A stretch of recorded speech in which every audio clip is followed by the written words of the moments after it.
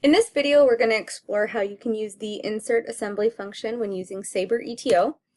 The goals of the video are going to be to determine who can insert an assembly BOM, items available for insert, and then we're going to jump into the software and we're going to do a little bit of a demo on how to use the insert assembly BOM function.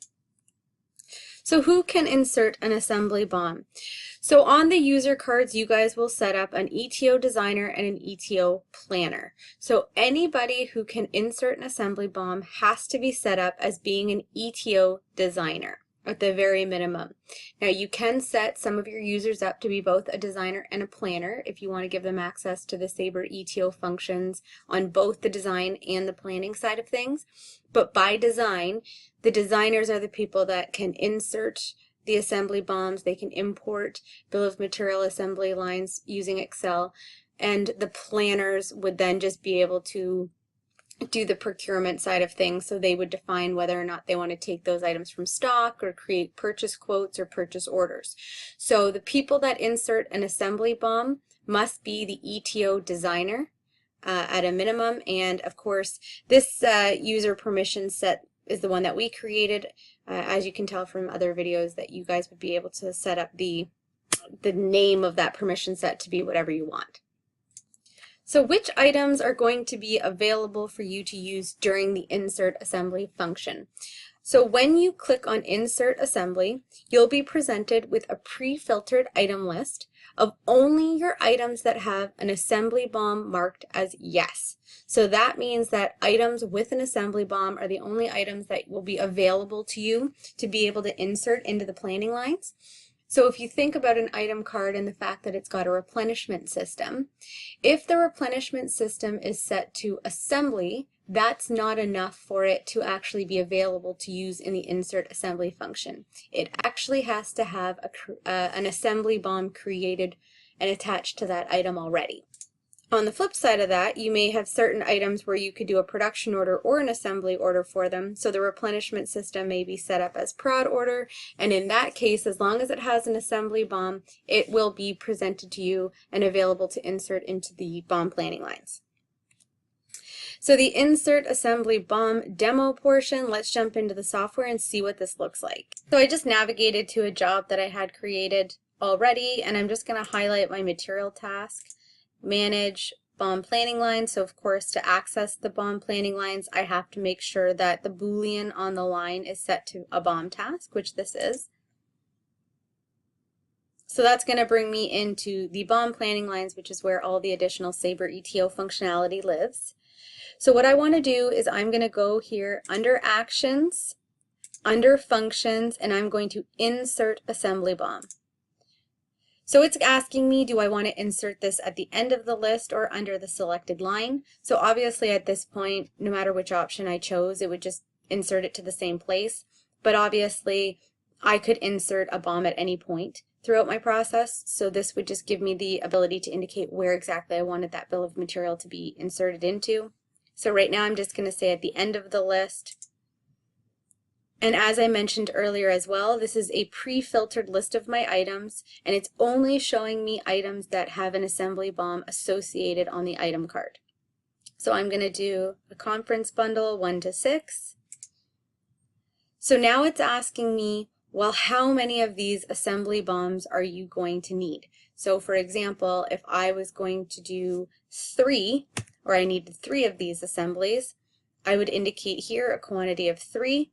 Now what the system is going to do is it's going to add the material lines that I need. It's going to take the quantity per based on the assembly BOM and times it by the quantity to create, in this case is 3. So I'll say OK to that. So now what the system did was it added this text line. So it let me know that there was a bill of material inserted. So I know that the lines in between the beginning and the end are based on the bill of material or the assembly BOM. It also indicated for me, and I can personalize just to expand this section a little bit. So it's let me know that the 3 lines that are in between the BOM inserted and the end of assembly BOM were the lines that were on the assembly BOM for the item. So these first 2 items are there, and then it also recognized that Linda needed a little bit of time, so it added the resource line as well. So if we scroll over now, we'll be able to see our quantity columns. So in the example on the first line here, our quantity per was 1, so the quantity exploded out to 3. The quantity per for the second line here was 6, so it expanded the quantity required there to being 18. And the third line here, the resource time for Linda, it had a quantity per of 1 hour, so it took 1 hour per assembly. So it's indicated here that we need 3 hours of her time. So obviously at this point now I can interact with this. So if I need a little bit more material or less material, if I need more time or less time, I can obviously adjust these as I can with anything. So you could always, if I knew I was going to scrap a piece here, I can update this. These 2 items are purchase items. They had a preferred vendor on their item card, so I can see the preferred vendor there. I can always update this vendor if I wanted to use a different supplier for whatever reason. But ultimately, at the end of the day, I can now consume these 2 lines. I can add this labor time to my job journal to be able to put some resource labor time into my job. I'm never going to actually produce the 1925-W. So this kind of acts like what you see on a production bomb side as a phantom. So it gives me the ability to see that I created these assemblies, but I'm never going to actually create an assembly order or produce these to stock.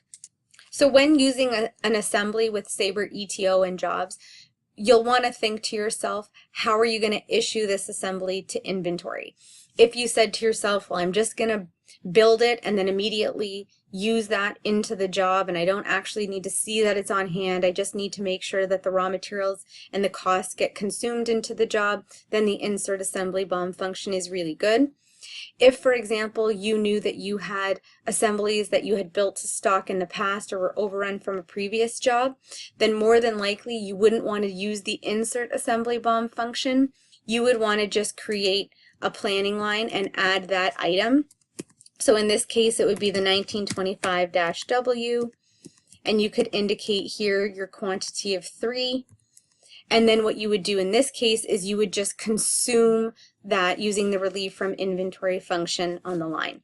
So again, this option is really good for existing inventory, or if you want to create an assembly order to put this item on hand and then consume to the job. But this is a really good function if you just want to make sure that the costs of the raw material are put into the job and that you can consume the raw material. Okay. As always, if you guys have any questions, please feel free to contact us using the contact information shown here.